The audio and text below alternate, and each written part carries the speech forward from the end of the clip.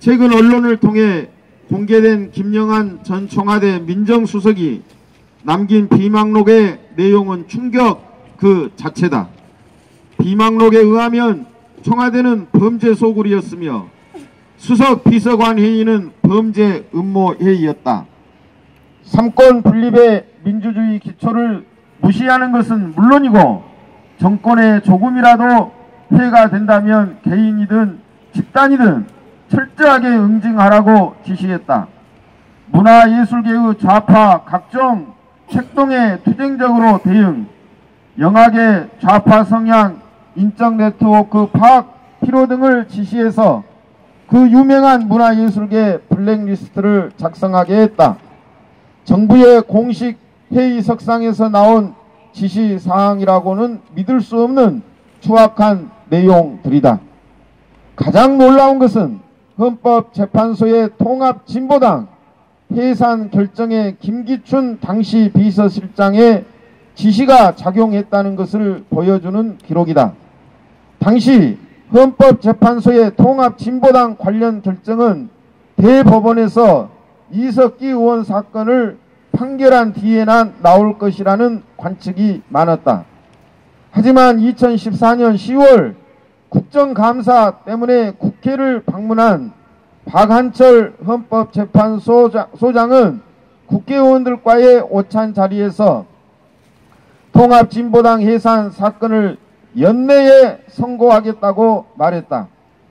현재 헌재 소장이 선고 시점을 특정하고 헌법재판소는 일사천리로 재판을 진행해 2014년 12월 19일 해산 결정을 내렸다. 김영한 전 청와대 민정수석은 2014년 12월 17일 메모에서는 김기춘 비서실장이 청와대 수석비서관 회의에서 정당 해산 확정 비례대표 의원직 상실이라고 언급한 사실을 기록하고 있다. 또 지역구 의원 상실 이견 소장 이견 조율 중 금일 조정 끝나면 19일 22일 초반이라는 내용도 적혀 있다. 실제로 헌법재판소는 이틀 뒤인 12월 19일 재판관 8대1의 의견으로 통합진보당 해산을 결정했다. 결국 김기춘은 당시 헌법재판소의 선고 이틀 전에 통합진보당 해산 결정과 비례대표 의원직 상실이라는 재판 결과를 정확히 알고 있었던 것이다. 공개된 비망록과 언론 보도 내용으로 보면 통합진보당 해산 관련 심판을 김기춘 비서실장이 박한철 헌재 소장에게 지시했거나 서로 협의했다고밖에 볼 수 없다. 박근혜 최순실 국정농단에 이어 김기춘, 박한철 헌법농단인 것이다. 이러한 헌법재판소가 과연 박근혜 탄핵 심판을 제대로 진행할 수 있을지 의문스럽다. 우리가 헌법재판소에 대한 의심의 눈을 거두지 못하는 이유이기도 하다. 박근혜 적폐 청산 과정에서 정권이 자행한 정치보복, 통합진보당 강제 해산의 진실도 밝혀야 한다.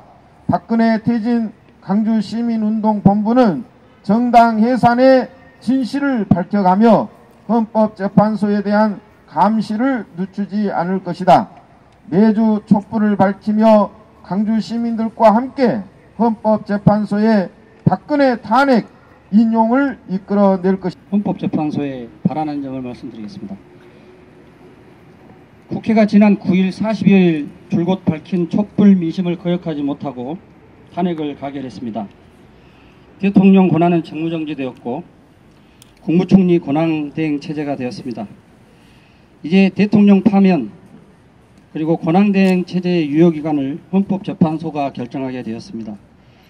우리는 헌법재판소가 신속하게 촛불 민심을 반영해서 파면 결정을 내릴 것을 기대하면서 몇 가지 정치적 변수에 관한 법적 쟁점을 밝히고 헌법재판소 구성에 관한 과제와 전망을 선언하도록 하겠습니다.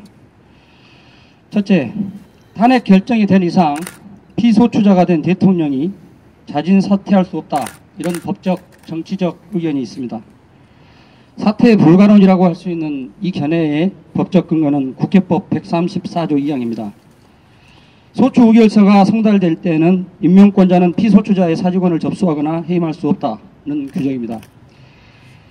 그러나 대통령의 임명권자는 대통령 자신일 수가 없고 자신이 과거에 임명하였던 국무총리 권한대행일 수도 없습니다. 대통령의 임명은 대통령 선거에 의한 당선의 결과로 봐야 하고 따라서 이념적, 철학적, 법률적으로 대통령의 임명권자는 국민이라고 밖에 볼 수 없습니다. 결국 이 규정은 대통령이 탄핵의 피소추자가 되었을 때 인용할 수 있는 법적 근거가 될 수 없습니다. 국회법, 헌재법을 해석할 때 정치적 공무원인 대통령이 자진 사퇴를 금지하고 막을 법적 근거가 될 수 없고 오히려 우리는 피소추자가 된 대통령의 빠른 퇴진 결단을 환영하는 바입니다. 둘째, 대통령 자진 사퇴 이후에 헌법재판소의 심판은 권리보호 이익이 없어서 각하 또는 기각되어야 한다는 견해가 있습니다. 심판 종결론이라고 할 수 있는 이 견해가 내세우는 근거는 헌재법 53조 2항입니다. 피청구인이 결정 선고 전에 해당 공직에서 파면되었을 때는 헌법재판소는 심판 정구를 기각해야 한다는 규정입니다.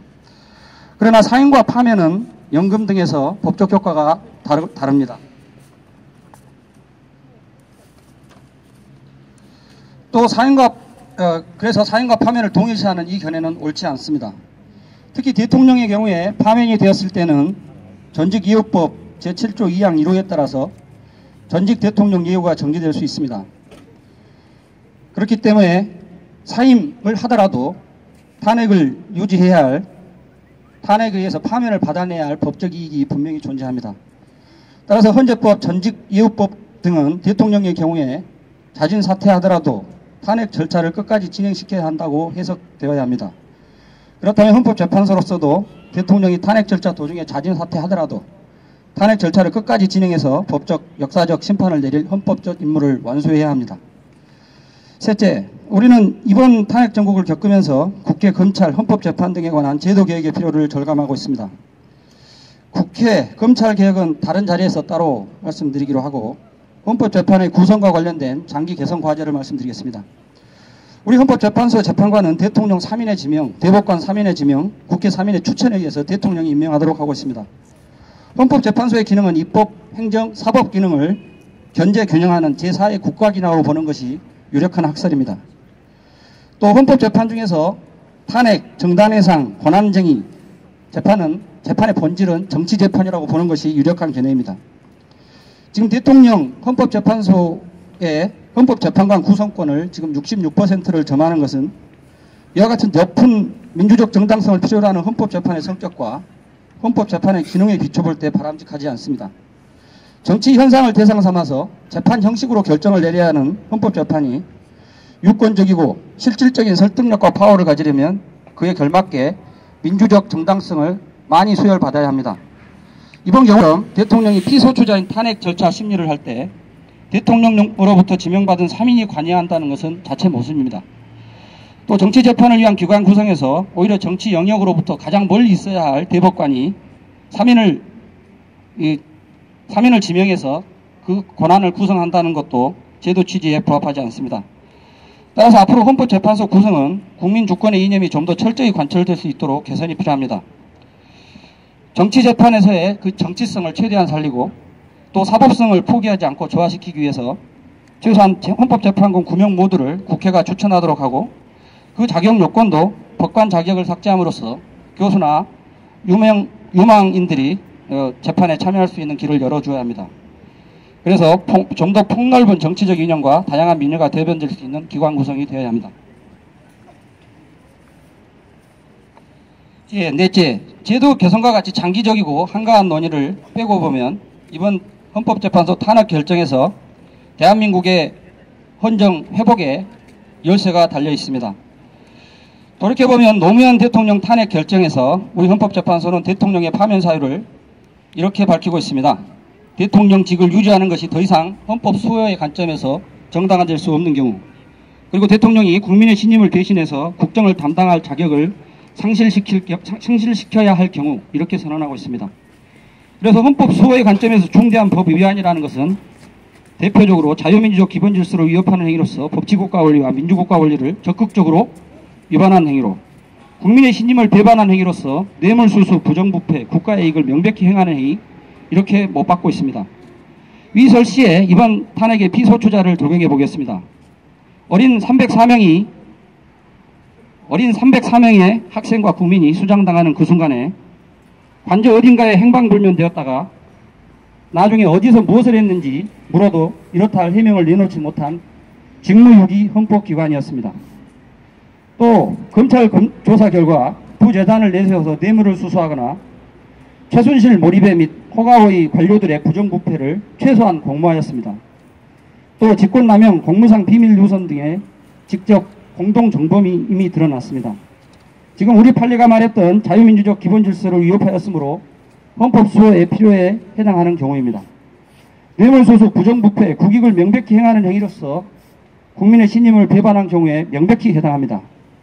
따라서 피소추자의 억지 버티기로 탄핵 심리를 해야 할 헌법재판소로서는 이미 확립된 중대한 법 위반 그리고 국민 신임 배반 행위를 철저히 사실 확정한 후에 하루라도 빨리 파면 결정을 통해서 헌법 질서와 정치 질서를 회복시켜 놓아야 합니다.